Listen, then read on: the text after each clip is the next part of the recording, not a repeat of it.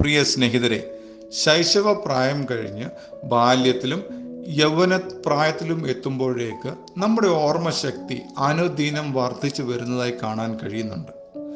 ആ കാലയളവിൽ സ്കൂളിലും കോളേജിലും ഒക്കെ പഠിക്കുമ്പോൾ ധാരാളം കാര്യങ്ങൾ പഠിക്കുവാനും കണ്ട് മനസ്സിലാക്കുവാനും അതൊക്കെ ഓർമ്മയിൽ വയ്ക്കാനൊക്കെ നമുക്ക് സാധിക്കുന്നുണ്ട്.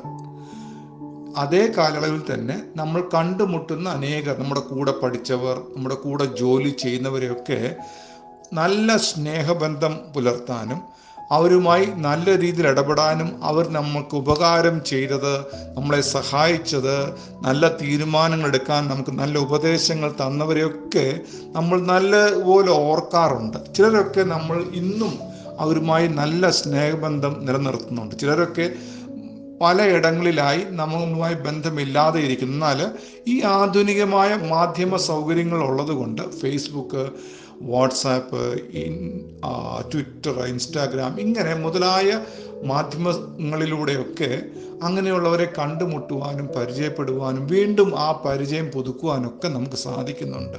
അങ്ങനെ നമ്മുടെ ഓർമ്മകൾ ഒന്നുകൂടെ അയവിറക്കാനും നല്ല ഓർമ്മകളെ വീണ്ടും ഒന്നുകൂടെ അത് ലഭ്യമാക്കാനൊക്കെ നമുക്ക് സാധിക്കുന്നുണ്ട്. ഇതേപോലെ നമ്മളുടെ ബാല്യത്തിലും യൗവനത്തിലുമൊക്കെ നമ്മളോട് വിരോധം കാണിച്ചവർ, നമ്മളോട് വഴക്കിട്ടവർ, നമ്മളെ കളിയാക്കിയവർ, നമുക്കെതിരെ അപവാദം പറഞ്ഞവർ, നമുക്കെതിരെ ഉപദ്രവം നടത്തിയവരൊക്കെ അവരെ നമ്മൾ ഓർക്കാറുണ്ട്. അവർ നമ്മുടെ ഉള്ളിൽ ഉണ്ടാക്കിയ വേദനയും മാനസികമായ പ്രയാസവും ഒക്കെ ഓർക്കുമ്പോഴൊക്കെ നമ്മൾക്ക് അവരോട് ഒരു വിരോധം തോന്നുക സ്വാഭാവികമാണ്. എന്നാൽ മറക്കുവാനുള്ള കഴിവ് ദൈവം തന്നിട്ടുണ്ട്. നമുക്ക് ക്ഷമിക്കുവാനുള്ള കഴിവ് ദൈവം തന്നിട്ടുണ്ട്. അതുകൊണ്ട് തന്നെ പല നല്ല ഓർമ്മകൾ കാഴ്ചവെച്ചവരെ മറന്നു പോകുന്നത് പോലെ തന്നെ ഈ വേദനയും പ്രയാസവും ഉണ്ടാക്കിയവരെയും നമുക്ക് മറക്കാൻ കഴിയും എന്നുള്ളത് നമ്മൾ മനസ്സിലാക്കണം.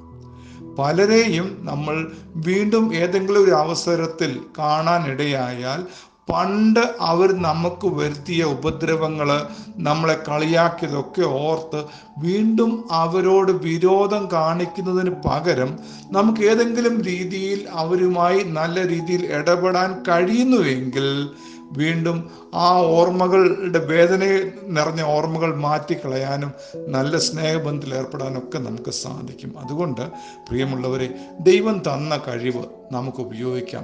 ദൈവത്തിനടുക്കൽ ഒരാൾ ചോദിച്ചു, ഞാൻ എൻ്റെ കൂട്ടുകാരനോട് അല്ലെങ്കിൽ എൻ്റെ സഹോദരനോട് ഒരു ദിവസം എത്ര വട്ടം ക്ഷമിക്കണം എന്ന് ചോദിച്ചു. അപ്പോൾ ദൈവം പറഞ്ഞൊരു മറുപടി ഇങ്ങനെയാണ്: ക്ഷമ ചോദിച്ച് തെറ്റ് തിരുത്തി മാനസാന്തരപ്പെട്ടു വരുന്ന ഒരു വ്യക്തിയോട് നീ ക്ഷമിക്കണം. എത്ര വട്ടം ക്ഷമിക്കണം ഒരു ദിവസം എന്ന് ചോദിച്ചപ്പോൾ 7 വട്ടം ക്ഷമ ചോദിച്ചു വന്നാലും 7 വട്ടവും നമ്മൾ ക്ഷമിക്കണം എന്നാണ് ദൈവം പറഞ്ഞതായി ബൈബിളിൽ എഴുതിയിരിക്കുന്നത്.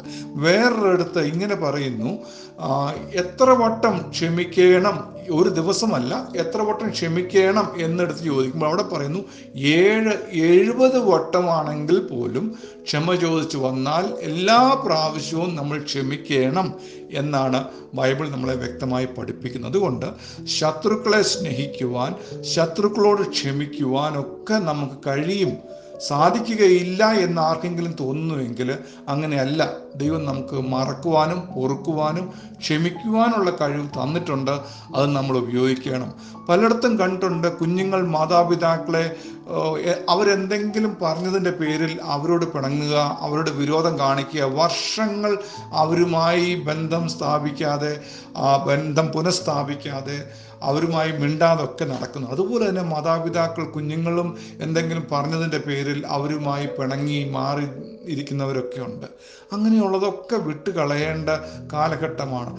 കഴിഞ്ഞ ദിവസം ഞാൻ പറഞ്ഞതുപോലെ നമ്മുടെ ശരീരം, നമ്മുടെ മനസ്സ് വ്യാകുലപ്പെട്ടിരുന്നാൽ, ചഞ്ചലപ്പെട്ടിരുന്നാൽ, സമാധാനവും സന്തോഷവും ഇല്ലാതിരുന്നാൽ അത് നമ്മുടെ ജീവിതത്തിൻ്റെ പല മേഖലകളെ ബാധിക്കും. പ്രത്യേകം ഒന്നാണ് നമ്മുടെ ശരീരത്തിന് വരുന്ന കേടുകൾ, രോഗങ്ങൾ. അതുകൊണ്ട് നമുക്ക് വിട്ടുകളയേണ്ടതിനെ വിട്ടുകളയാം, ക്ഷമിക്കേണ്ടതിന് ക്ഷമിക്കാം, പൊറുക്കേണ്ടതിന് പൊറുക്കാം.